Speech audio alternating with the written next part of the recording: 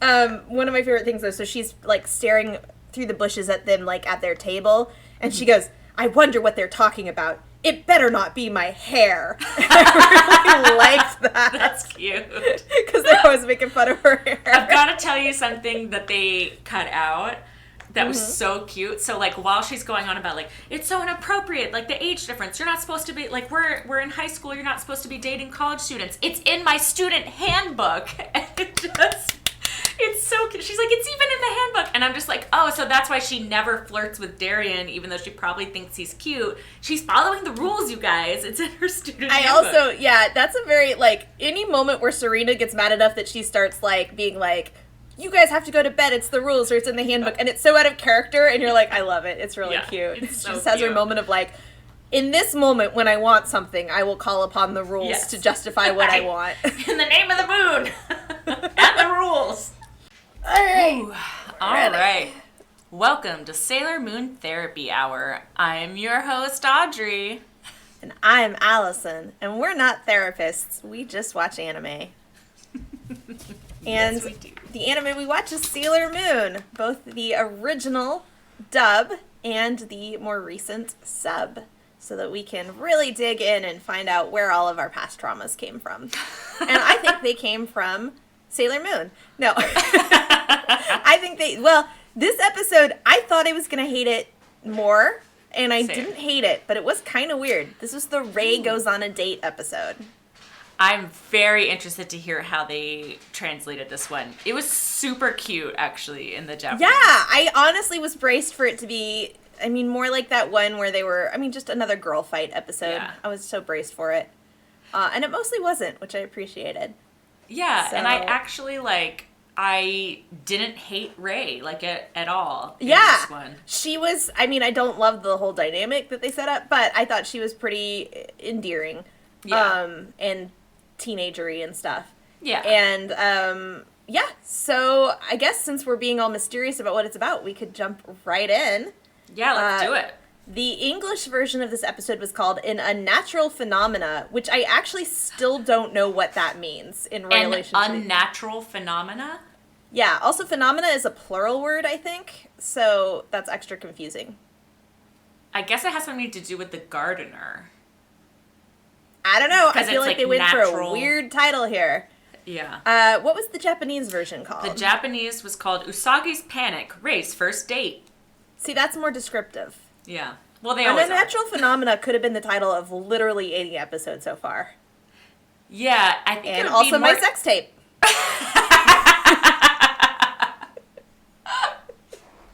Talk about your sex tape? All right.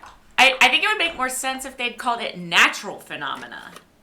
Oh, you know what? That's probably why they said unnatural, because it was like natural, and now it's okay. That I had not. Okay, you're right. That's probably the pun they were trying to get that they missed. And just not a successful pun all around. All right, so we start with a short summary by you. The dub, yeah. So I watched the dub, so the truest form of Sailor Moon. The one that we knew. DiC knows what Sailor Moon's supposed to be, and it's very different. So in this episode, we are continuing with our bad guy, Nephrite, whose plan is, as we know, is to consult the stars, figure out who's going to have their moment of highest power, and then go, supercharge them and suck all their power out. And this episode, it's this old gardener dude, and he's going to be extra angry because they're tearing down his garden to put it in an office building, which is the plot of, every 90s movie ever. And so they're going to charge him up, and they make him, extra angry, and he's, turning all the forest animals angry, and, they're attacking people.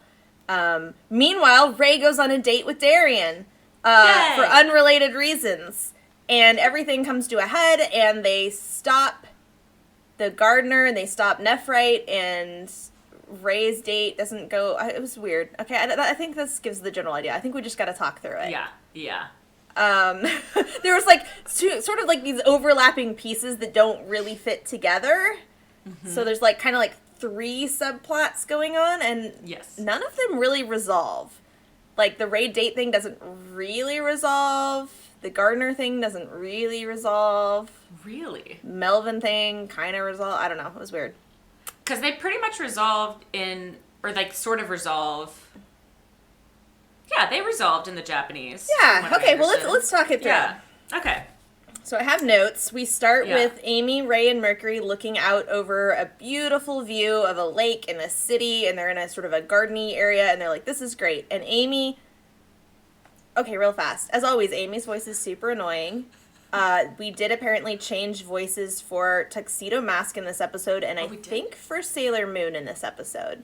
So we have new voice actors. I definitely noticed for Tuxedo Mask. I didn't notice for Sailor Moon. It's been a little while since I watched the dub, though. Mm-hmm. So yeah, so everyone's voices were really annoying this episode is just where I'm getting at. And a lot of the voice acting was just weird. Like maybe people hadn't found their stride. Like there's a few lines that just got delivered very strange. And I think I wrote down a couple of them, so we'll have to see if we can pull them up. But anyway, so we start with, this is just more a translation thing. Amy's like, oh, wouldn't it be great to go boating on the lake with a nice book? But she says it like in a stupid way. Yeah. And then Ray goes, or with a cute guy. And then they do a hard cut to this old gardener, which really makes it seem like he's the cute guy they're going to take out on the lake. But it's just this old man that's gardening. Okay. First of all, I barely took any notes. But I did write holding down, up a page of notes. I know. Well, no, this is it. Usually it's like pages of notes. True. And mostly what I wrote down were ideas for other stories. Watching this. Better stories. And just like questions that will turn into fan fiction, or should be fan fiction. First of all, okay, so we're at this really cute park, and they're all talking about how beautiful it is. Amy is talking about how it's Serena and Ray talking about how beautiful it is and how it's like a perfect spot for a date, and then Amy is like, oh yeah, I come here, and they're like, well, Amy must not come here or ever, like, do you ever get out of, from studying? And she's like, oh, actually I come here all the time in between cram school to read. And so it turns out she knows the gardener, because she goes there so often.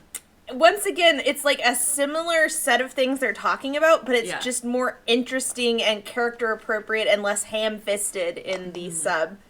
So we smash cut to the gardener, which again, if we'd set up like Amy's like, I come here all the time, I know the gardener, that would be less weird than like, we should take a cute guy out. Here's this old dude. Right. I was like, oh, are we taking him? I was expecting him to be like a hot guy they wanted to take out, but no. So there's this old dude, he's working on the garden, and he's like, yeah, it's such a shame they're gonna bulldoze it down to put in an office building. And Amy, I think at this point, does say she knows him. Mm-hmm. And I think his name is, I wrote it down somewhere, it's Mr. I don't know, Baxter or something like that. I'm gonna call him Mr. Gardner, because I can't remember. Yeah, I mean, that's what I wrote down as Gardner all through here. And he says a lot of very, like, they're really heavy-handed with the, like, it's bad to destroy nature to put in an office building imagery all through the dub, at least. And so he says a bunch of stuff like, nobody cares, it's all going to be gone by next week, like, everyone just wants pavement these days. They pay paradise to put up a parking lot. Exactly.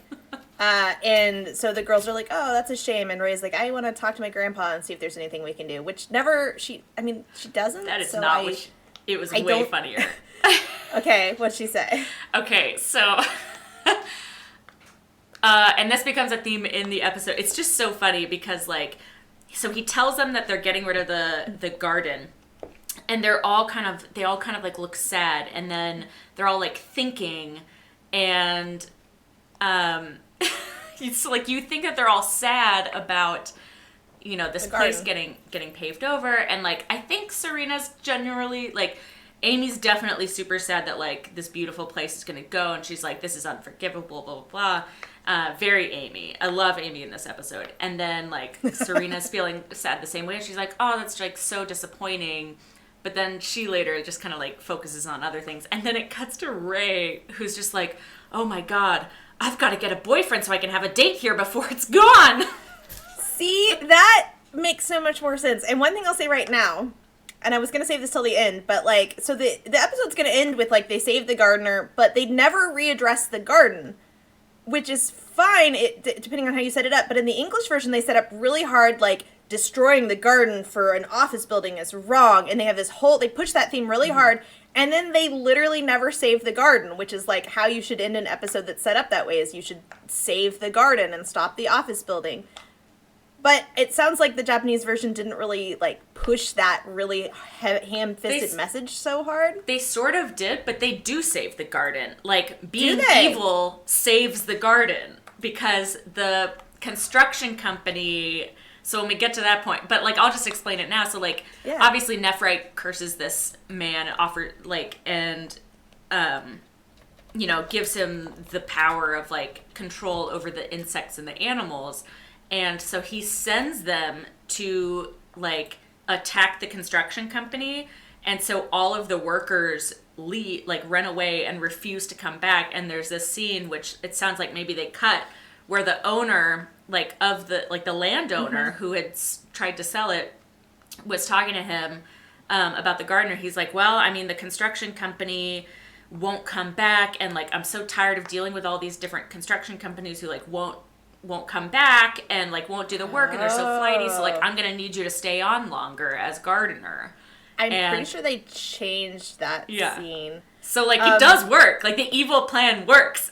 See, it was so weird to me, because I was like, you have the whole thing set up to save the garden, and then we just didn't do it. And it was like, what was that? Okay, cool. So I was like, maybe that was just a different theme in this episode, but no, maybe they just actually saved the garden in that original episode. Being evil saves the garden. I mean, it often does. Yeah. The answer is violence. Yes. Maybe that's why they changed it. Yeah, maybe.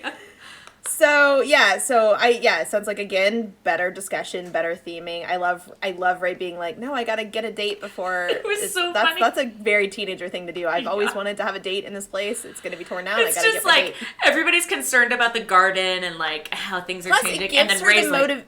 Yeah. Plus it explains her motivation to suddenly go out. Because, like, one of the kind of cute things is she literally takes initiative to ask someone out, and it's clearly kind of difficult for her, and she's shy, but she does it. And, like, I really liked that, because I honestly can't think of another anime where people are kind of shy about wanting to ask someone out, but then they do it.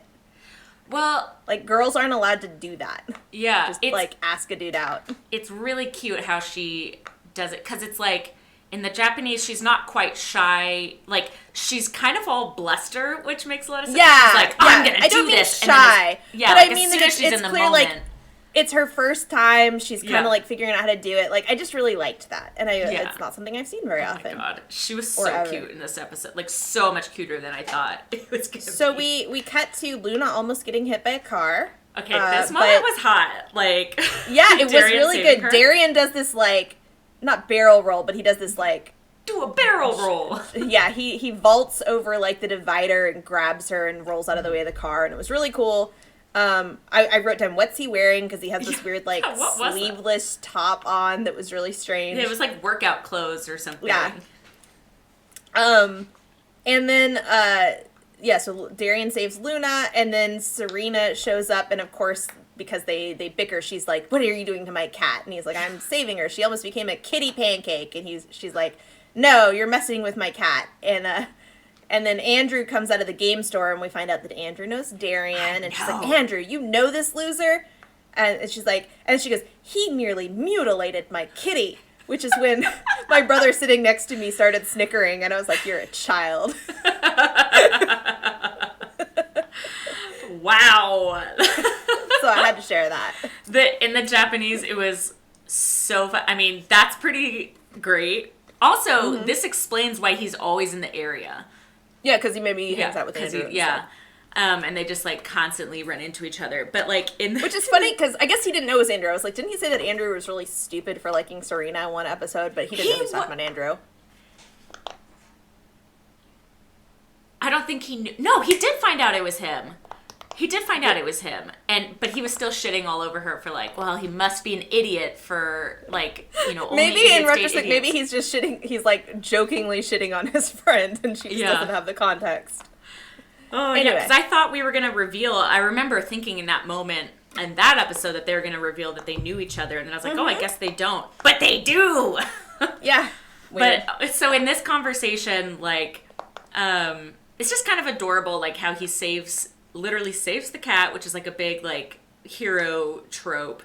But then, like, Serena obviously hates that he saves Luna, and then Luna is, like, still kind of like, oh my god, I almost died. But then, so, like, he's, like, kind of cutely, like, chiding the cat that he doesn't know talks for, like, you know, being in the road. She shows up and she talks. I feel like he's seen her talk before in one of the episodes. I don't remember. I think in the sub he knows she talks, and in the dub he doesn't. I think you're right, actually. But, like, so he's talking to the cat, and then Serena, like, yanks the cat out of his arms and is holding her by the arms like this, and he's like, how dare you hurt my cat? And it's like clearly making Luna uncomfortable. And it was just funny, like, the juxtaposition of, like, she's trying to be overprotective of her cat, but she's, like, yanking her around the arms. I enjoy their banter. I like how even when they're being, like, doing nice things for each other, they can't help but just be like, arr. Yeah. And then it's, like, a nice juxtaposition with, she's like, don't touch my cat, and then she sees Tuxedo Mask, and she's like, he's so heroic, and you're like, I don't know, it's very, very notable, is that, like, you just have strong feelings at that age. It's so cute. So then I can't remember if there's a function for that scene. Oh, I think later on we're gonna I think Andrew. Ray's gonna talk to Andrew about Darien or something like that. Well, anyways, so Ray, I think because they all wind up in the game store later. They do, but I think that she was like, oh my god, like, she's attracted to the fact that he saved Luna, and so she's like, oh my gosh, who's this guy? She met him in the on the little kiddie train, if you remember. Oh, you're right. You're right. Together. Yeah, but she gets to see him again. She's like, oh yeah, this guy. Yeah, and she's like, I think she's like, oh my gosh, I need to find out more about him, and like maybe he'll be my boyfriend. Yeah. So then we cut to Nephrite talking to the stars and finding out who's gonna be the powerful one. And I went, oh no, I don't like his voice, or rather, I kind of do like his dub voice, but it's very like dramatic and it's very different than the sub voice. Yeah, it's kind exceptionally of like, villainous and melodramatic. Yeah, it's like unremarkable, I would say, in the sub.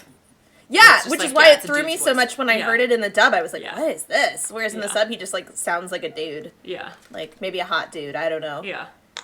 In the sub, he's like, I talk like that. Yeah, I can't do it. It's very intense. Also, what happened to his car? Are we never going to see that again? Oh, good question. He didn't have to drive anywhere this time. Yeah, I guess that's true. No. So I wrote down. No, I guess I didn't. Later on I wrote down some of the stuff he says. So yeah, so then we cut to... Oh, he finds out it's the gardener. He's like, the gardener.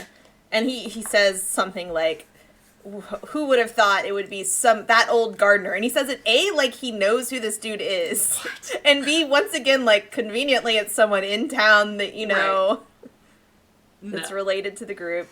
Yeah, right. It felt in the sub a little bit more like this man is poised to hit like peak energy or whatever, and it almost like, to me, it kind of read as, oh yeah, like he has something to be like revved up about, which is like this garden being paved over or whatever. So so then we do cut to the game store and Ray's talking to Andrew? Yeah, I don't know. Yeah. It's like Motoki. Because she says, which is, I got confused because I don't remember this happening. Ray says, Serena says you're great at martial arts, which I did not know Andrew was good at martial arts. That's why was she talking to Andrew? Oh, no. Okay, this makes more sense. Andrew tells Ray, Serena says you're great at martial arts. That makes more sense. I was like, what? I'm looking at my own notes like, what? Yeah, so Andrew tells Ray, oh, Serena says you're great at martial arts. And she goes, yeah, they're really good to build up confidence, which just felt like something Deke would add. Girls do martial arts for their confidence. Yeah. And he mentions that Darien has a karate class, and she's like, oh my god, we have something in common. That's so cool. And she wants to go ask Darien about the karate class.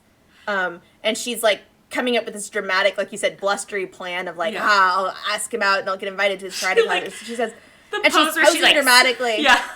Yeah, with so amazing.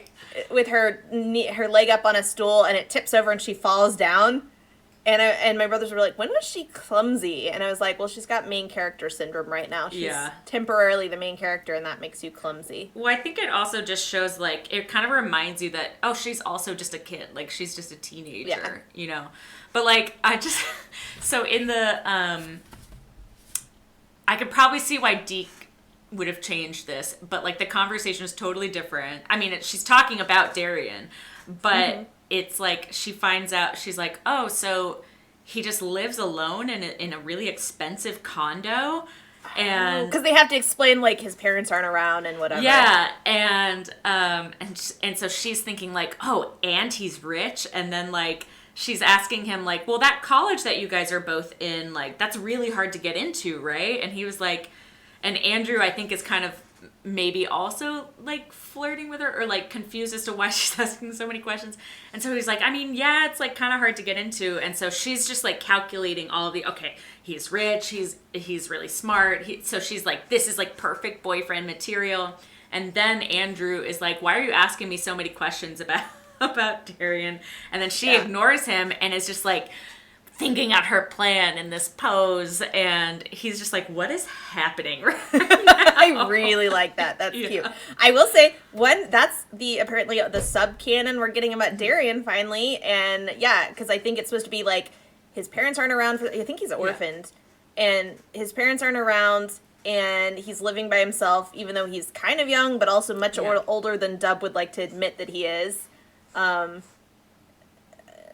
It seems to be a thing in anime for, like, young people to somehow be living by themselves. I don't know if that's just allowed in Japan or if that's just a anime trope. Where you're like, I'm in high school. At least they're mentioning that it's really expensive. Like, it's an expensive condo and he lives alone in it.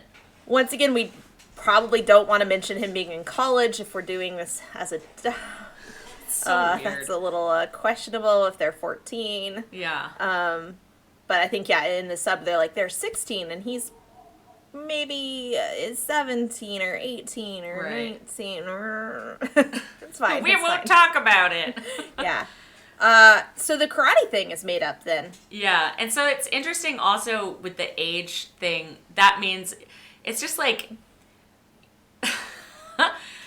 what's that rule where, like, in time travel, if you, like, step on a butterfly and then it, like, affects, like, all this other stuff down the line. Oh, yeah, like, that it ripples out. Yeah, like the ripple effect where, like, we can't have them being in college, and so therefore we're going to have to change all of these other lines because later there's specific lines, like Serena's whole excuse for chasing after them is like, that age difference isn't appropriate.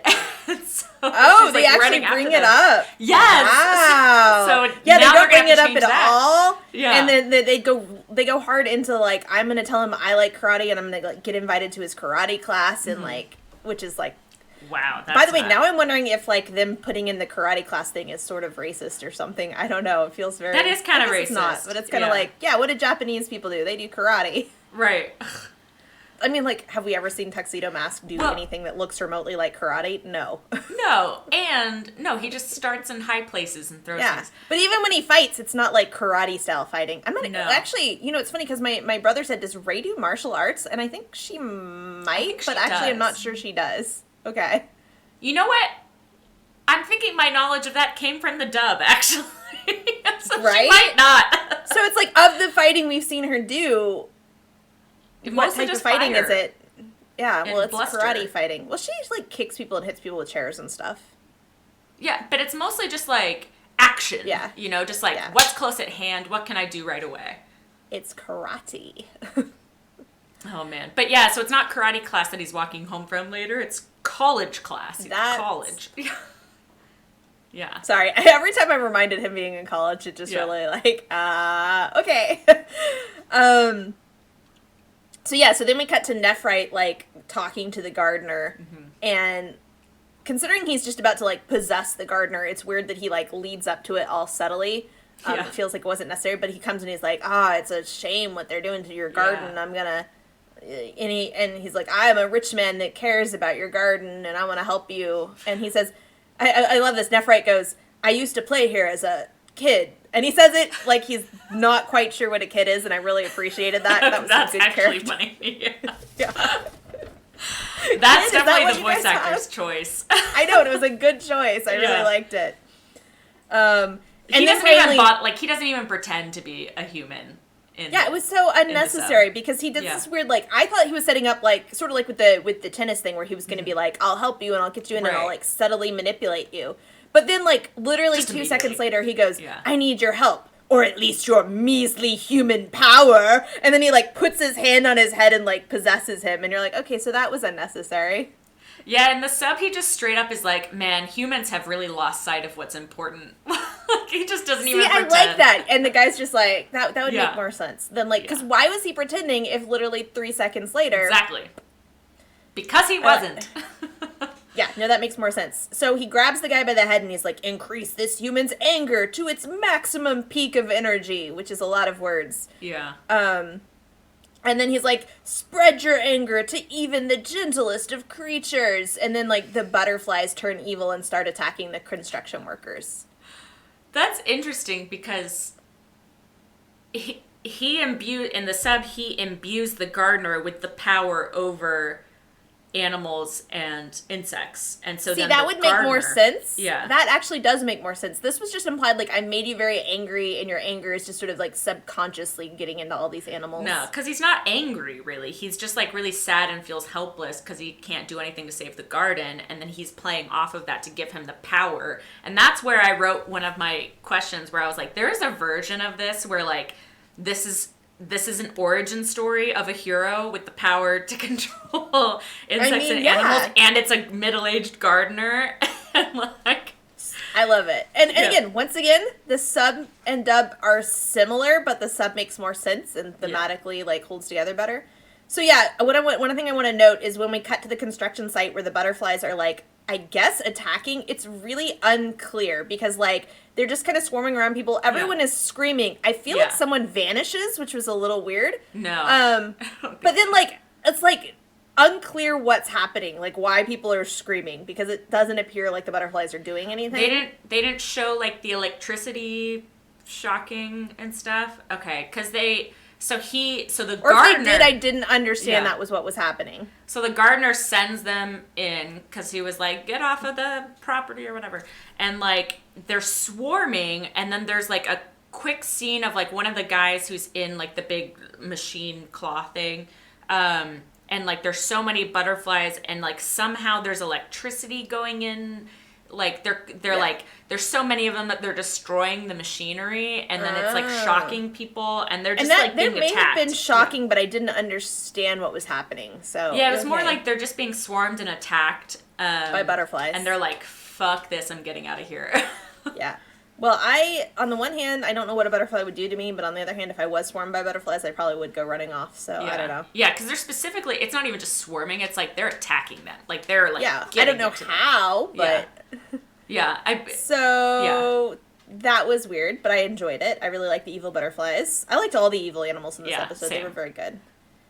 So then we skip to... and it's a scene where you think Ray has tripped into Darian on purpose, and Darian, like, is like, wow, you're so great. And it was, like, got really weird really fast, and then you realize it's all in her imagination. Yeah. So she's imagining how if she trips into him on purpose, they'll have, like, this romantic moment. Yeah. Because it was, like, one of those ones, I actually kind of enjoyed it, but you're sitting there like, something's wrong. This turned strange. He's too nice.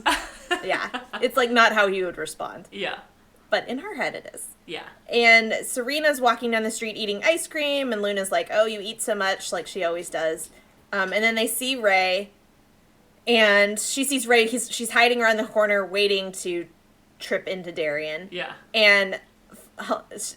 So then Ray tries to trip into Darian, but she trips over some sidewalk instead and lands flat on her face, and Darian actually accidentally steps on her head. Yeah. And he's really embarrassed and apologetic about it, as you would be if you just stepped on someone's head, but it was very funny. So in the sub, he's not embarrassed at all. Aww. It's like... Because, like, it's even more contrasted with her fantasy where he's like, oh, I'm so sorry, like, let me buy you a coffee. And then in this one, she falls, he steps on her head and is like, oh, sorry, you okay? And she's like, yeah, I'm fine. And he's like, okay, and then keeps walking. That's fascinating. I actually kind of liked it as a transition because, like, with Serena, he would have made fun of her, and it was like he didn't make fun of Ray. But I also kind of like it that, this is just his personality. And, he just doesn't again, care. it's not... Because I was kind of expecting him to be more of an asshole about it, because that's how he normally is. And so I was like, oh, I guess maybe that's just a Serena thing. But it's a Dub thing, I guess. Yeah. Well, I do think it's he would definitely be more of an asshole to Serena. He would have stayed and made fun of Serena because he likes her or whatever. Yeah. And then she runs after him and is like, because I'll bet that they changed this. Yeah, and this scene, he was a little more dismissive, which is where I was like, I was getting kind of like weird mixed signals, because he goes, Ray, I'm kind of in a hurry, which was, I thought, a funny brush off. And she goes, my name. And I was like, all right, Ray. And so, what I like is they goes back and forth. She's kind of asking him about, you got a karate class? And he's like, yeah. And what I liked is you could tell she wants to, like, invite herself to the karate class, but she goes, too shy. And I was like, man, mood girl, me too. Like, like she has that moment where she goes, that too sshy. I was like, oh, that's cute. But then she does ask him out for, like, milkshakes, and he's like, well, I'm kind of busy. And she's like, well, we could get takeout. And he's like, okay. And it was cute. I appreciated it. Good girl. So, good job, girl. In the sub, she runs after him, right? And it's like, she's still trying to make her fantasy happen, where she's like, oh, I'm so sorry for tripping into you. And he was like, what? Why? You felt like I didn't do anything. And she's like, okay, that's cute. Well, but can I take you to tea? Can I buy you a cup of tea for hurting you or something? And he's like, what? And she's like, for you stepping on my head, I'm so sorry to make you trip on my head. Or, like, it was just so ridiculous. And so he's like, I guess. And so then they go and they get tea. And then, meanwhile, they Serena... go for tea instead of milkshakes. I guess they changed that.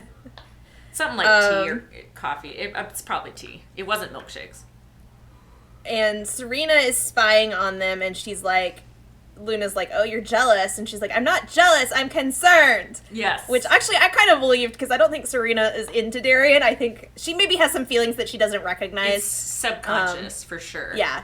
But also, she's just like... So she's following them and spying on them. Yeah. She's concerned about the age difference. It's so inappropriate. Which they definitely could not have brought up. Yeah. One of my favorite things, though, so she's, like, staring through the bushes at them, like, at their table... And she goes, I wonder what they're talking about. It better not be my hair. I really liked that. That's cute.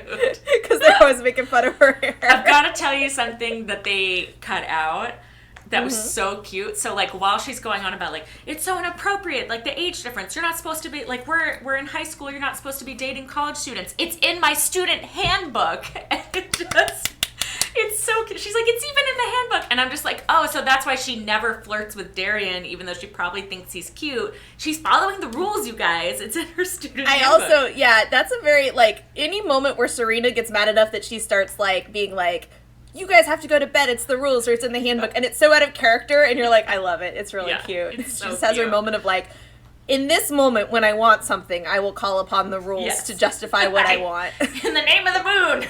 And the rules. So as she's hiding, she's like, I'm going to use my disguise wand and go in there. And Luna's like, that's for serious things. And she's like, this is serious, Luna. And then Melvin shows up and goes, Heidi ho! Which I think they always translate Melvin's lines really weird. But I actually do enjoy how, like, nonsensical all of his translations are. So he's like, Heidi ho! Yeah, he's something like also crouching down and he's like, what are we looking at or something? Okay, I do like that too. Yeah. And so Serena gets the idea that she can get Melvin to take her in for milkshakes so that she can spy more effectively, but she kind of presents it a little bit like it might be a date. Oh, she straight up asks him out. Okay, So she's like, you can buy me a milkshake, Melvin, and he goes, wow, and he's like, we can get vanilla with prunes, my favorite. Wow. Which I knew that it's like, the dub makes up crazy stuff for him to say. So we cut inside, and Ray's inviting Darien to go to the park, and Serena's drinking a milkshake with Melvin, although it's purple, and she's really spying on them, but she turns around to drink from the milkshake, and they're, like, sharing a milkshake with straws, and she has a moment of, like, what's happening? Same. And, okay, so that scene's basically the same. Then we see Luna with Amy. There's a lot of Luna-Amy scenes, and I didn't remember it, but they have a bond, because I feel like we have a lot of scenes where it's Luna and Amy hanging out. Yeah. And Luna's on her shoulders, and she's like, purr, which is really cute. And then she's like, what's the matter, Amy? You're not your usual cheery self today. And Amy goes, no. And it was really weird. Like, you gotta find this scene in the dub, because it's very strange. So Luna's like, what's your matter? You're not your cheery self today. No. And you're like, what? And then they cut to a flashback to someone else's memory, which is very weird. So we flash back to someone else's memory, and it's the scene, and I think this is the scene you were talking about, so I think they changed it. Because it's the janitor in a building, and this guy's like, yeah, we're going to replace it with an office building. That's what they did. Okay, so they're like, yeah, they're like, we don't need, not the janitor, the gardener. And they're like, we don't need you anymore, but don't worry, the office building is better. Everyone loves an office building. This will cause so many jobs. I bet you we can get you in as a janitor. You can have a job as a janitor. And that's the scene, which was like, apparently they changed. Why? Because, and then they cut to Amy talking sadly about what's going on, and she goes, I've known Mr. Baxter since I was a little kid. He taught me so much. But they're playing this discussion over shots of the janitor looking back at her really angrily. And so in context, it sounds like she's saying that he's always been really nice to her, but he's just been brushing her off constantly, like, fuck off, Amy.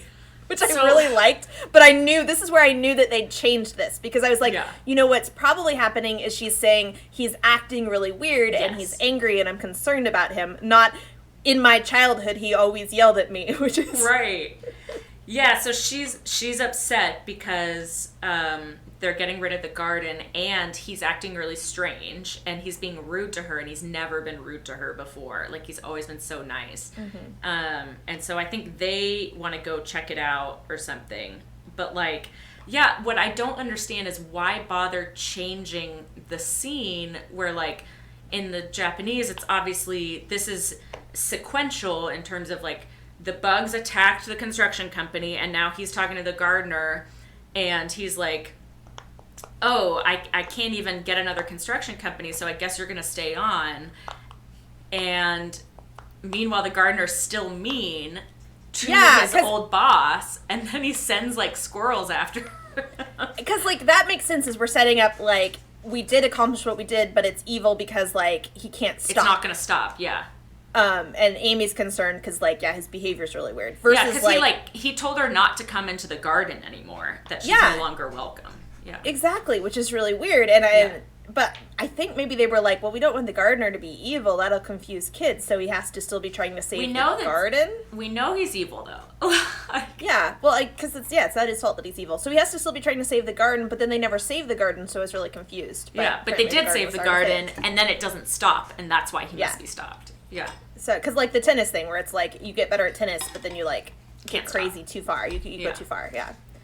So... Okay, that makes much more sense. Why they changed that, I don't know. That really Big DiC made a big mistake. We cut to a really, really heavy-handed, people being bad to nature is wrong, where we have this, like, businessman who's walking along and he's like, ugh, I hate this garden. Pavement and glass is so much better. And then he throws his cigarette on the ground.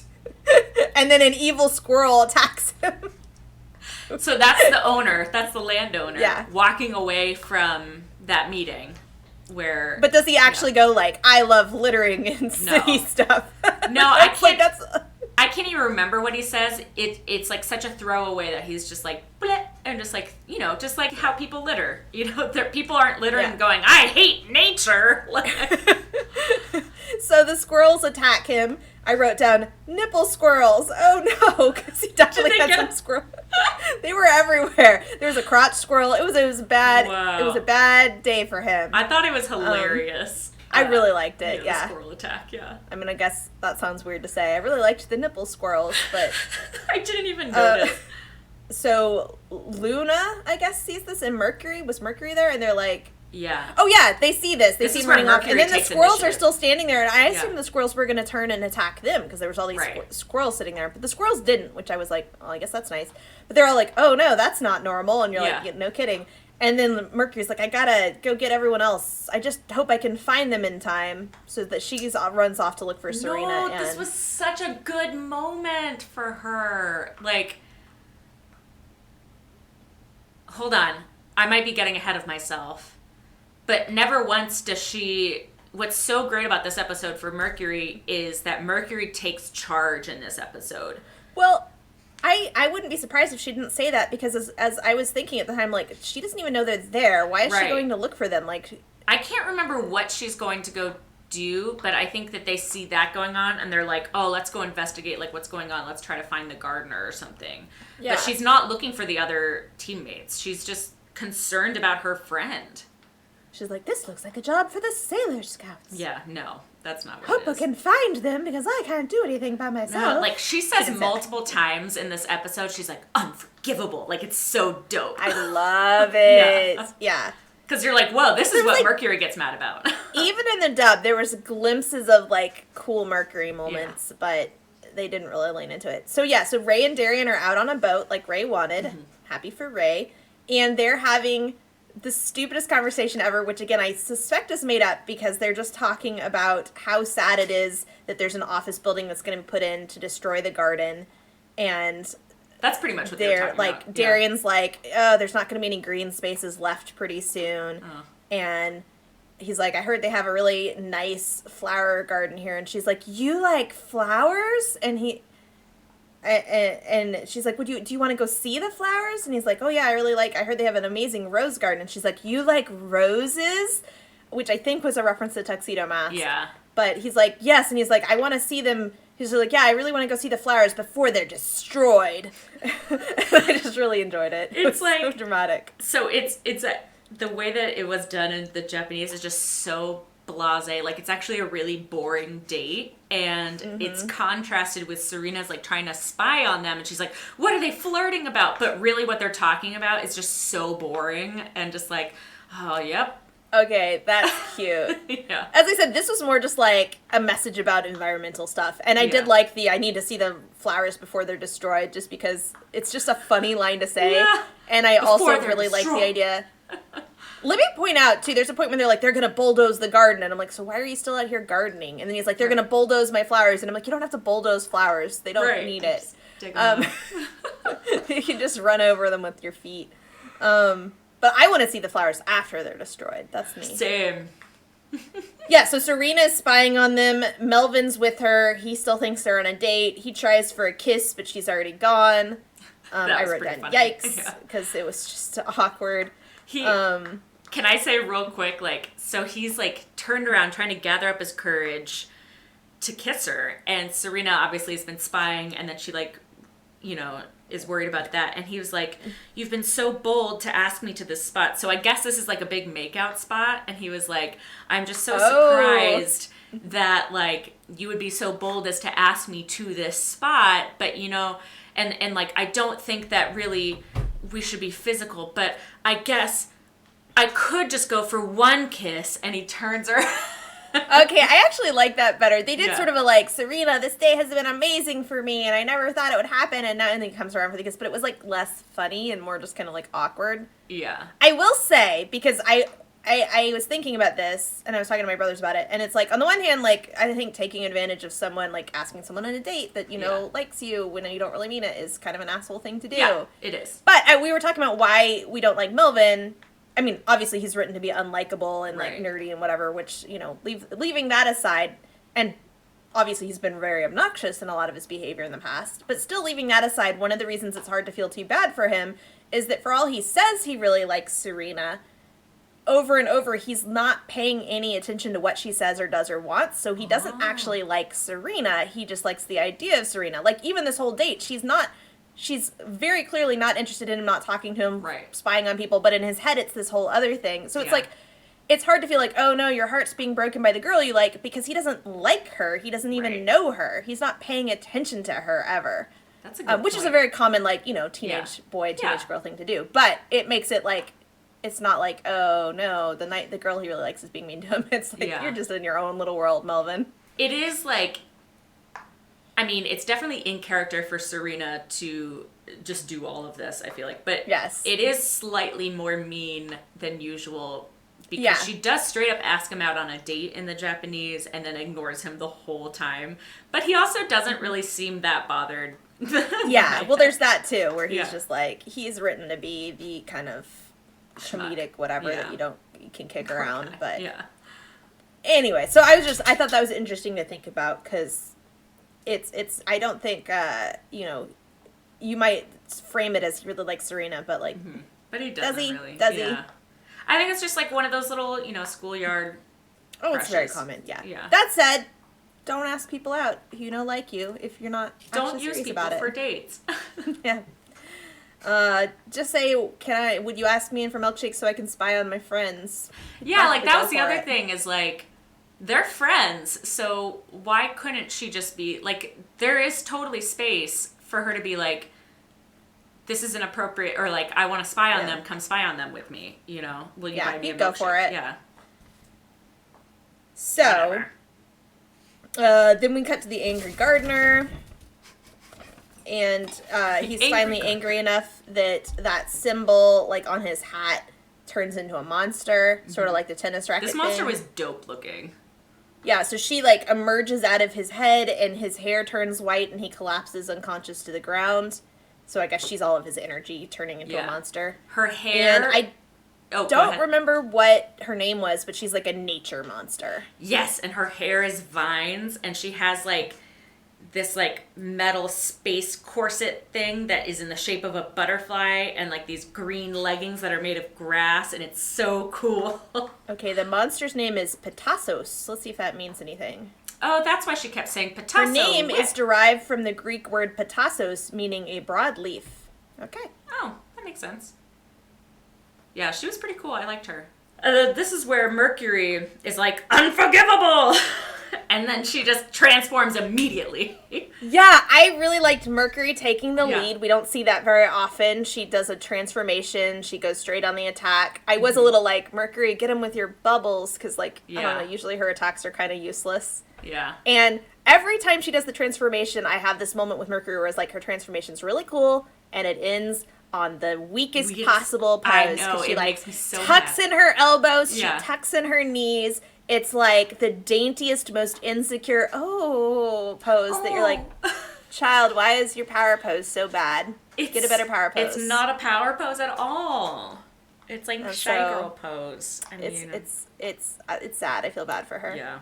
So she transforms. I think Sailor Mars and Mercury transform. Oh no, Sailor Moon transforms. And then back on the boat with Darian and Ray, Darian gets like a headache. Yeah. And Ray is like, are you okay? And then crows attack them and flip the boat over. Mm-hmm. And I will say that Darian tries to shield her, and he kind of flips it over. Okay, yeah, I do remember that. Yeah, that was cool. So I read somewhere that it's implied, and I feel like that's what this was implying, that his transformations into Tuxedo Mask are triggered by Sailor Moon's transformations. I think so. Because I remember you telling me that last time, and I was like, because it happens as soon as she transforms, and I was like, yeah, he starts going, oh, and I was like, I like that. That's cool. Yeah. So or is it the sickness from last time? I don't know. Oh, you're right. Could be. Yeah, because I feel like maybe this sickness is tied to, like, Nephrite, like, to his generals being, like, doing evil things or something. Ooh, I like that, too. Yeah. Okay. I don't know. We'll find out. And you know what? Yeah, it did happen right around... That's interesting. So, yeah, Mercury does her bubbles attack, which somehow stops the animals, even though usually it just generates a fog. Yeah, I don't know why the fog slowed them down. I guess... Maybe it's also kind of like ice power or something. Like, I don't know. And yeah, like so as you said, she's like, unforgivable, we gotta stop him. And then there's another really awkward line delivery because Sailor Moon says, I think she's supposed to be saying, and why are all the animals going berserk? But she says, and where are all the animals going berserk? And you're like, what happened in that line delivery? Like, what? She said several words very awkwardly. And I don't remember what she said in the sub. It wasn't that. Yeah, well, it wasn't important, but, like, you Yeah. gotta pull it up because it was just, like, could you have re-recorded that line? Like, clearly you stumbled over, like, 3 different words in it, Right. and I literally was like, what? And I had to go back and re-listen to it. So They just didn't care. So the lady attacks them with her vine hair and ties Mercury up. So we're doing, like, Mercury bondage now, which I did like the vine hair. Was pretty cool. Yeah. Darian and Ray wash up on shore, and they're like, what's going on? And Darian's like, nature's gone wacko, which I love every time they use the word wacko in the dub. And then, because of course they both need to go transform, Ray's like, sorry, I gotta go right now. I remembered something I have to do. Bye! And takes off. Oh. She's just, I liked in the sub where she's like, you stay here. I have to go check something out. And it's just like, it's such a Superman move where it's like, Lois, stay here. But this time it's Ray doing it to, like, yeah, I really liked it. Yeah. I really liked it. So Amy's still going, I can't move, I'm tied up. And they're really holding on that scene for some reason, which was probably sexual. I don't know. Oh, no, she's thinking, like, I actually thought she was going to break free of the vines because she was just starting to get so angry that she's like, this is unforgivable what they're doing. Like, how dare they? And she's, like, getting really mad. And it's to the point where, like, she's almost about to break free, but then... I like that so much better. Yeah, and this one she's just going, no, I can't move. Oh, no. No, she has a lot more agency in the Japanese. Yeah, no, I like that. And then Mars shows up with her fire's attack and burns the vines off of them. And it's funny because I was just thinking, like, Mars, you're going to hurt them. And then they show Sailor Moon, like, rolling around almost on fire. Yeah, like, and Mercury's Sailor Moon's like, you almost... fine. Yeah, and Sailor Moon's like, you almost killed me. And Mars is like, way to say thank you. And I was like, okay, I liked that. Yeah. That was fun. So then Mercury and Mars give the little, like, we're going to punish you speech and do, like, a power pose together. Yeah. And Sailor Moon's like, guys, you're stealing all my moments. Yes, that was great. That was really good. They're like, in the name of the moon, we will punish you. And Sailor Moon's like, hey! And then the Rose, I can't remember if they do anything, but then we got Tuxedo Mask Rose. And, of course, he shows up to say, be strong, Sailor Moon. You can defeat her. And later on, like, good job so long. So, I mean, I always love when he shows up to just, like, provide some words of encouragement. Yeah, this is where I was like, what's wrong with his voice?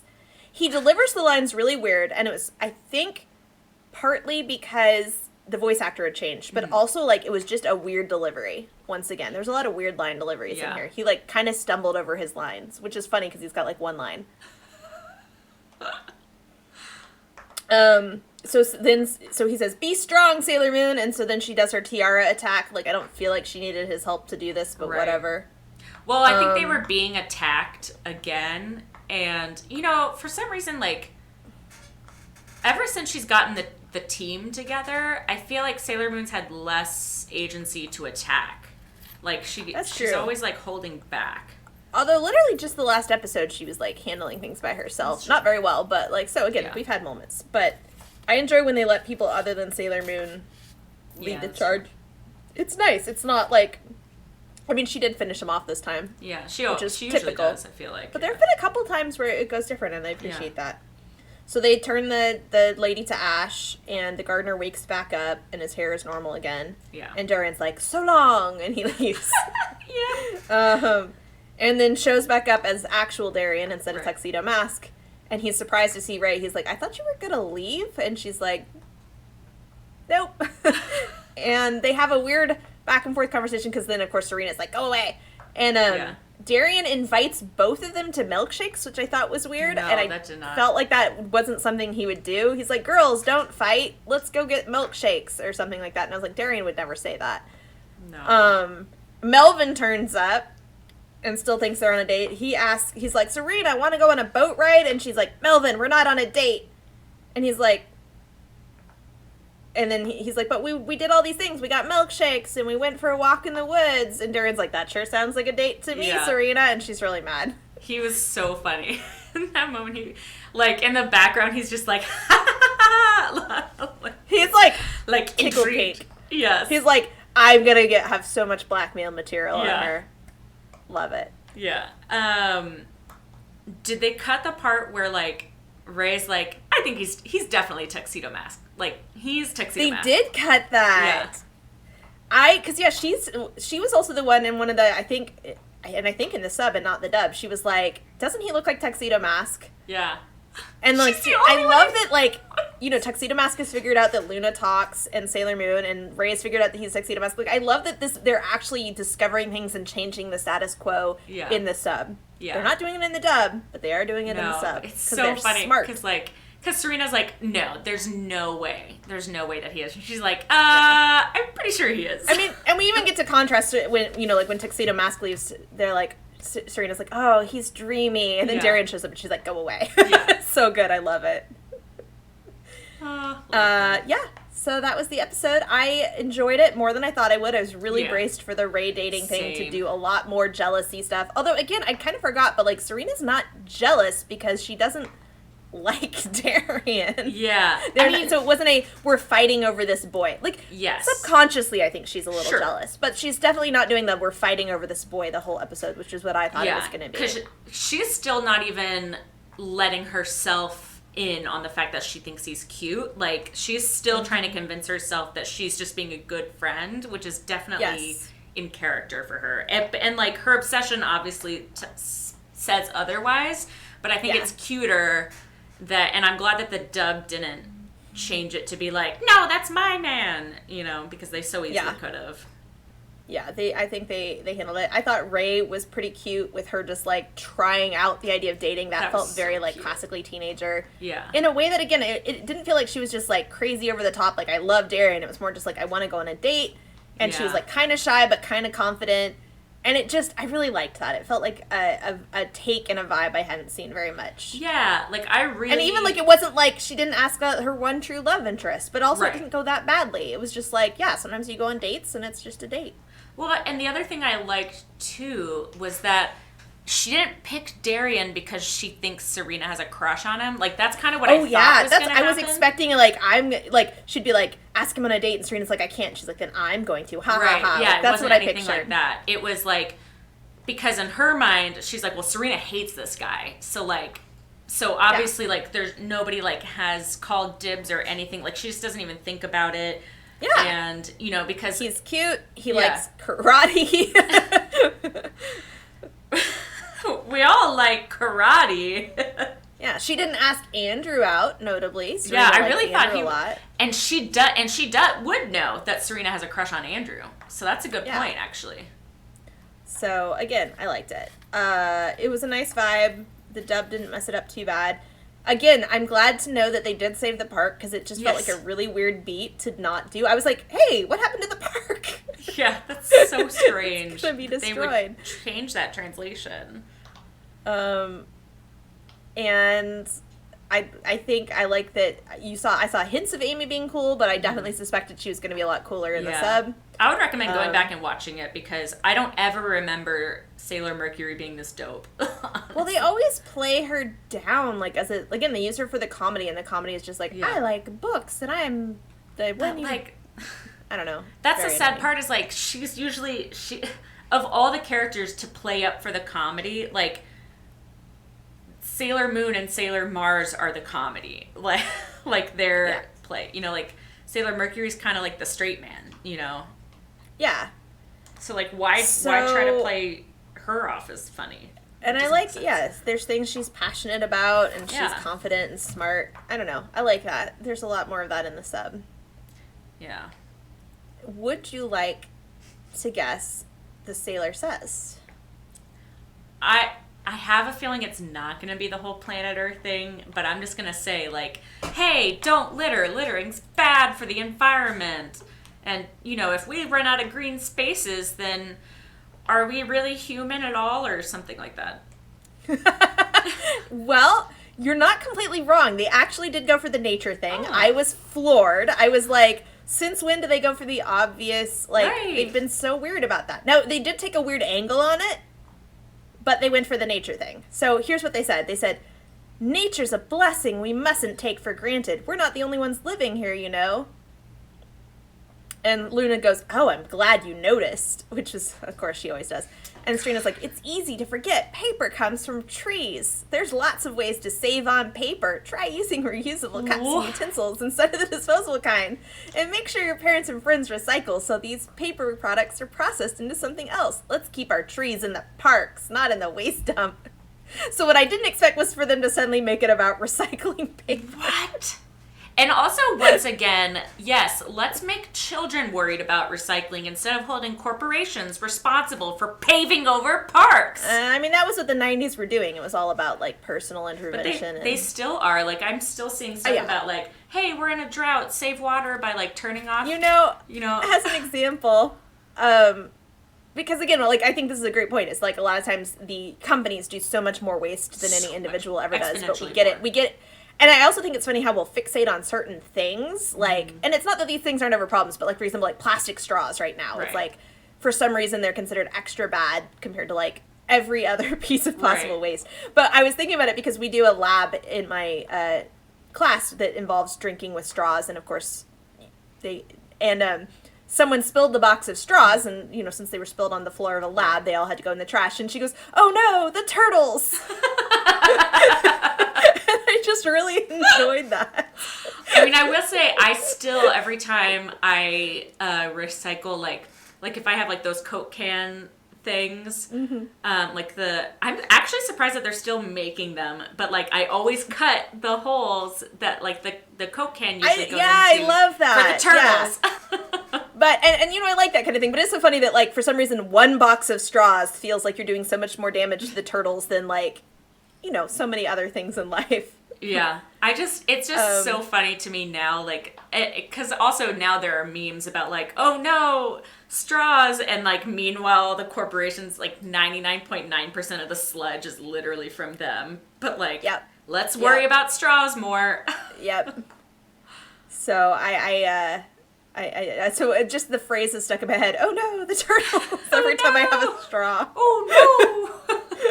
Which she was joking, but I enjoyed it. It was also in my head because we were watching, you know, the chocolate fountain guy, or the guy that makes art out of chocolate is I see him a lot online. Oh. He makes these big, like, chocolate sculptures of, like, a sword and a stone and stuff like that. They're very dramatic, and honestly, I think most of the joy is just watching him make them. Yeah.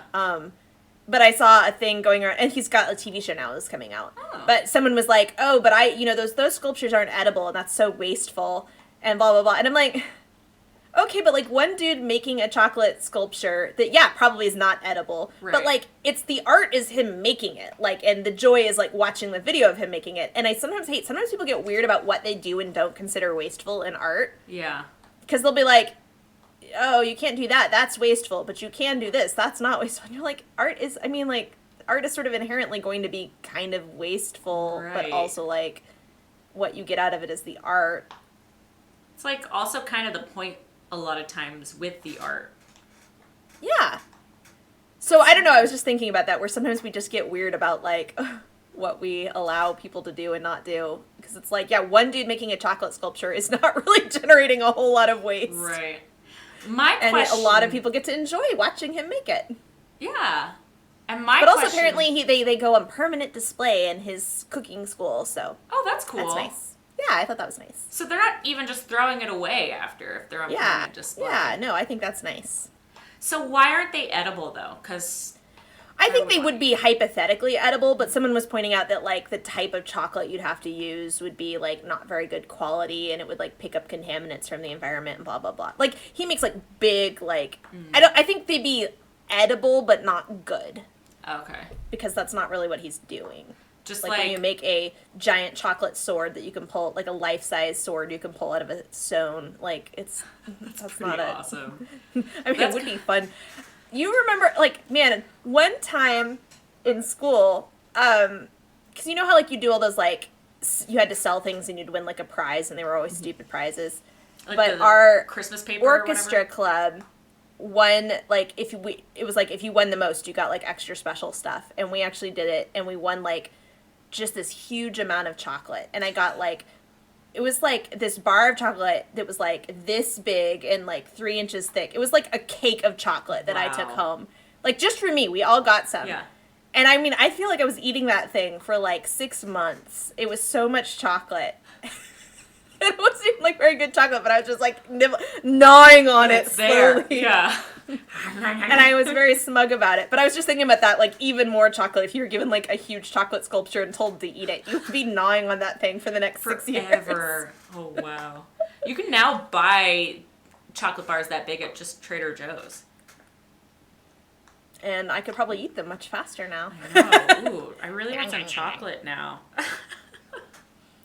I have to read real fast because I'm looking at the trivia for this episode on the Sailor Moon Dub Wiki, which is a great resource and I highly recommend it. But it says, while most conflicts are officially resolved, the outcome of Mr. Baxter's Park is never revealed. And I was like, yeah, that was weird. And then they say, while most of Nephrite's Nega monsters are implanted in the target's item, Pitasso's was implanted inside Mr. Baxter himself, which I also noticed and thought was weird. It was weird, right? Because last time they did, like, a tennis racket, and this time they just did Mr. Baxter. I thought it was his hat, but you're right, it was his forehead. This is the first episode Queen Beryl didn't appear in. Oh my god, they're right. You're right! This has been a lot of firsts. Yeah. Right. So I thought about it, and I thought that I should do one and you should do the other. But I actually was really taken by the idea of being a middle-aged magical girl. Partly because I've seen some things going around where they're like, you know, the reason that people are always kids in these, like, kid Power Rangers and stuff, is because if you showed up as a talking cat and were like, you gotta fight crime, I'd be like, okay, but what are you gonna pay me? Like, I have a job, I have kids. So I think one thing right away, she's got a job, she's got some kids. Mm-hmm. Are they with Darien? Oh, that's a good question. I think it would be extra funny if her house husband or whatever was also a hero, but they don't know it, so that like they're both having to work around each other. Like, oh, wow. And they're like, but you said you'd watch the kids. And they're like, I know, but I got something to do. And they're like, well, I got something to do. Like, that would cause a lot of fun drama and conflict. Yeah. But I think the best part is this suggests that you'd be like, Luna, you have to babysit. Yes. I will go and deal with this, but you got to babysit and cook dinner. And the cat's like, I'm a cat. And you're like, tough luck. Yeah, but at this point, Luna could transform, right, into a human. But can she? Because we've never seen her do that. She does, though, at some point. I know she does. Yeah. But could she always do it, or is that something she unlocks? Oh, maybe it's something she unlocks. I think it's much funnier if we make her have to cook dinner as a cat. And somehow, like, babysit as a cat. And, like, or, like, you know, file my, like, paperwork. Like, Luna, okay, I will go fight the bad guy, but you gotta do my taxes for me. Right. Yes! Today.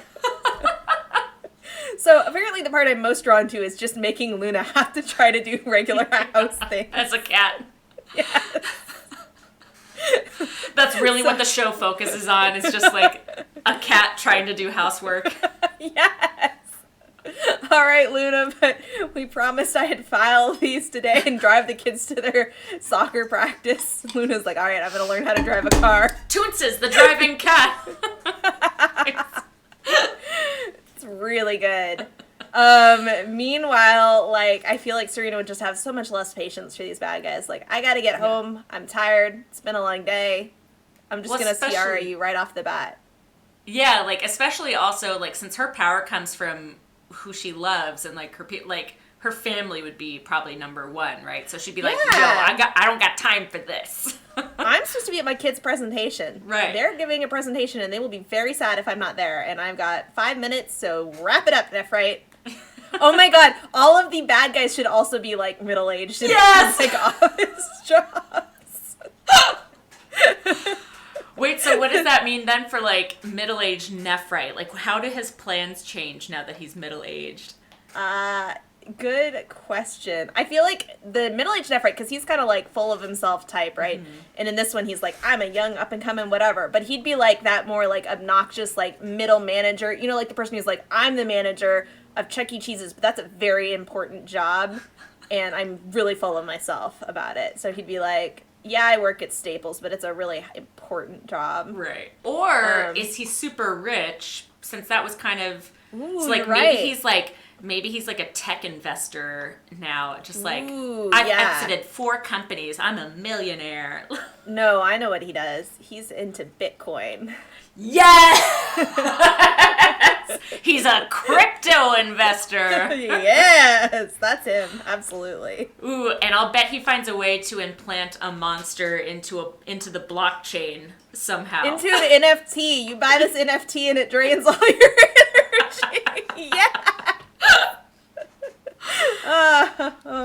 Oh man, I'm loving this. I love it. NFTs sound like something that would be a Sailor Moon villain plot. Like, I'm going to send you out these images that you get, and they're going to drain all your energy. And they literally drain the energy of the whole power world. grid. Yeah. I love it. I could see that being a plot. Yeah. Because it's like, a lot of times their plans are like, I'm selling like weird clocks, and you're like, and everyone's super into the weird clocks, and you're like, why is everyone so into clocks this episode? And you're like, why is everyone so into NFTs? I don't know. Yeah. Probably villain plot. I feel like, oh my god, middle-aged Sailor Moon is definitely, because now she's like seen it all. And so like normally when you see something going for super cheap, you're like, oh, that's a red flag. Like somebody's trying to imbue these clocks with dark power. Mm-hmm. But now it's like, it's all about crypto scams, right? Where, because like this is like a legit thing that's happening. She's like, but really it's just like some dude in his mom's basement starting Dogecoin or something. And yes. she's like, oh, I thought this was something else. She shows up. She's like, oh, never mind. Do your homework. Yeah. Goes home. It's my daughter's friend from school starting a crypto scam. You're right. It would be like all these like her kids' friends and stuff that she has to deal with. I love it. Oh my god, I want this show now. I do. We need more shows about middle-aged people, like moms and stuff, getting things done. Middle-aged Sailor Moon. I would watch it. Same. Amazing. Do we want to talk Gardener with the monster inside? I mean, I like that one too because it's sort of the classic like I channel the power of a demon for good, but like I channel the power of a demon but for gardening is pretty good. Yeah. Just like does he fight crime or does he just like have a really nice garden? Ooh. Like I he's feel like hexes the bugs off of his plants. I like that. Or like there's a couple ways you could go about it, right? Like you could go mass scale, like I'm Captain Planet now and I just go around fighting evil corporations from taking over gardens, or it's only specific to one little garden in the middle of this suburb that. And it's but like anybody bad turns up in there. Yeah. I love this, especially because I feel like you could like lure criminals into his garden and he'd deal with them. Yeah. Oh, that's also, because when I said he hexes the bugs, I as an entomologist immediately went, well, really, you want some bugs. It's not about getting rid of the bugs. You want pest management because you need a nice ecosystem of bugs because, for example, your spiders are going to help keep off this type of herbivore and it, and I was like, no, he empowers the spiders. There's like little spider warriors in his garden and stuff. That would be so cool. Oh my god. What if he just ends up, like, you think he's gonna fight evil, but then the whole time he's just having to rebalance the ecosystem because now the spider warriors are too strong. And You're right. He's always, like, so all the drama is, like, some bigger, like, drama's going on in the background, but he's really focused on, like, the aphid problem he's having today and how the spiders are now demanding living wages. Yes. And the ants have Spider unionized. And, yes. I love it. There's, like, all these little micro dramas and, like, now the mint is spreading everywhere. It's gotten out of control. He should not have planted that mint, and he certainly shouldn't have empowered the mint. Right. And who planted bamboo in this place? Because, oh my god, it's going to take forever to get that out. Oh, man, yeah. I like this. And then meanwhile, like, people are wandering in, and he's like, they're, like, being dealt with by all this other stuff, and he's just like, no, we got to deal with the heat wave we're having today. Yeah. Oh man, I'm so sorry. Ooh. Apologies. I forgot that I didn't mention it while we were recording, but I didn't get much sleep last night because I have a shopping problem. Well, how did your Sailor Moon therapy help you with that?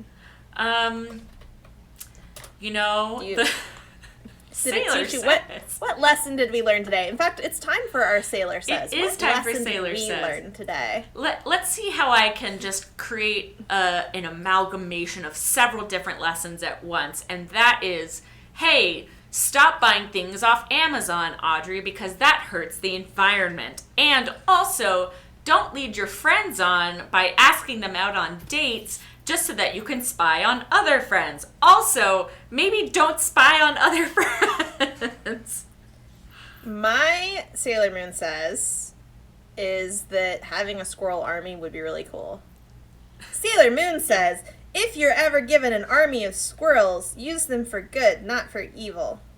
I mean, technically, though, He did use them for good. It was just right at the very end when he was like, I'm going to kill all you girls. Yeah, exactly. Don't let your power go to your head. Yeah, it's fine to use evil for good, but don't go too far. It's fun to set evil squirrels on your enemies, but remember to have a clear idea of who your enemies really are. Yeah. Question. Yeah. Question. Speaking of moon memories, which I know we're not really doing anymore, but do you remember having a Yahoo RPG about squirrels? I didn't, but I feel like the memory is coming back, and I'm super into it. Yes. We created our own RPG where squirrels were trying to take over the world, and so we each had like a squirrel character. Oh, yeah. Oh my gosh. Oh. Can we find anything? It's gone. They deleted It's gotta them all. be gone. Yeah. Oh, I want to go back and know more about my squirrel because I don't remember any details. Yeah, but I don't wow. know that I do. I think that's the one where gonna bleep this name. It starts with an L. And I don't know why, but she and I decided that this is awful. We decided that we didn't want to play with you anymore. And so she and I child drama. We blew up the RPG. I don't know what we did, but we just blew it. We just typed a bunch of stuff and changed the story around. Blew it up and then left. Maybe that's why I don't remember it very well. Well, and then we left, but then I think you ended up keeping it going for a little bit. Because you're well, I still like the squirrel idea. We have had, I know one thing with these RPGs is a lot of times you'd start them and most of them didn't take off or go anywhere. They'd fizzle out real quick, but a couple of them went a while. We had that one that we did for a really long time that I still have copies of somewhere. Yeah. Arctic Summers. I actually saved it somewhere. Do you remember that one guy? So we'd been going at that one for at least a year, and then some guy came in and was like, hey, I'm going to turn this into a novel. Oh, I remember that. He's like, I've decided I'm going to write this all down in his novel. And we're like, there's a lot of people writing in here. You can't just take everyone's stuff and write. Yeah, he was just going to export it and turn it into a book. Let me say, though, the funniest thing is how mad we got about that when, in reality, there was no way he was ever going to finish turning it into a novel or do anything with it. But we were all reacted like this was a genuine threat that we had to deal with. In retrospect, I'm let him do whatever he wants. It's not going to go anywhere. That's true. I don't know. I would still be annoyed now, even at 35. Yeah. I'd be I would bro. just be you can't do that because multiple people are writing. You have to get everyone's permission and credit them. Right. That's the thing about collab fic. Yeah. Also, I don't know that, it would be the seamless novel that you think it was going to be. Someday I'll write Arctic Summers. I enjoyed that one. Didn't we try to reboot it and then it, fizzled or something? Yeah, I don't think it went anywhere. Yeah. But, so, follow your dreams, kids. Don't steal other people's work and turn it into a novel. It's not going to be a good novel. If you do, just claim, because there was a thing going around recently, one of my friends found her fanfic plagiarized, and the person who plagiarized it was like, no, I just take a lot of notes, and I must have saved your fic into my work in progress folder and then forgotten that I didn't write it and then posted it as mine. It was definitely an accident. Wow. It's a really good excuse. It takes a lot of balls to go for that. I know, right? Wow. I forgot I didn't write it. It's a good excuse. I mean, yeah, sometimes I forget writing stuff, but you can definitely tell if you've written it or not. I mean, I've never not known if I wrote something. Right. Like, I've had things I co-wrote that I didn't remember for sure certain lines who Yeah. wrote them. But there's usually, even then, there's still lines that I remember this one. I Yeah. remember not writing, you know. But I've never just been like, did I write this? Yeah, probably. Weirdo. So it's a bold claim, and I appreciate the guts. I mean, that person did then immediately delete everything and vanish. Good. And then have their girlfriend go online and be like, no, who might have been a sock puppet, go online and be like, it was no, definitely she a didn't sock do puppet. anything. But Oh my god, I love I sock appreciate puppet that. drama. I love it so much. It's great. Oh, those are my favorite r/hobby drama posts. Yeah, Are like the audience, if in-depth you ones. want some drama, go look up the MS Scribe drama from Harry Potter. There's some great summaries of that one. Ooh, I need to look that one up. I feel I'll like send you a probably read link. it. I'll Yeah. send you a link. But yeah, I It'll love be in the show notes. Fandom drama is not usually very fun to be a part of, but it is really fun to spectate on other people's drama. Yeah. Especially when you're not part of the fandom, so like you don't have any horse in that race. Like you have no skin in the Exactly. game. So you can just be like, humans are weird. Yeah. I love it. Oh man. All right. Well, we've been going for a while, so we've already done our Sailor Moon says. Folks, I will see you next week. The episode title for next week really looks amazing. It's Wedding Day Blues, or A Girl's Dream, Usagi Becomes a Bride. What? I am fascinated. I am alarmed. I am intrigued. I'm going to watch the sub, which means you get to watch the dub. I'm sure it will be fantastic, especially Yes. because, again, she's 14/16. Yeah, I'm just gonna forever call this episode the Child Bride episode. I'm really excited. Don't take that out of context. I know, right? I'm really excited for this child bride's wedding. I just want to see what they do with it. I mean, I assume it's like she gets sucked into a fantasy, or like, I don't know. I don't know Maybe how it's they're gonna do wedding dresses for really cheap, and so they decide to invest. Yeah. So I guess we'll find out next Yeah. week when we all come back for more therapy. Yay! So until then, everyone take care of yourselves and keep using anime as a coping device. Yay! Have a good week. See you next time.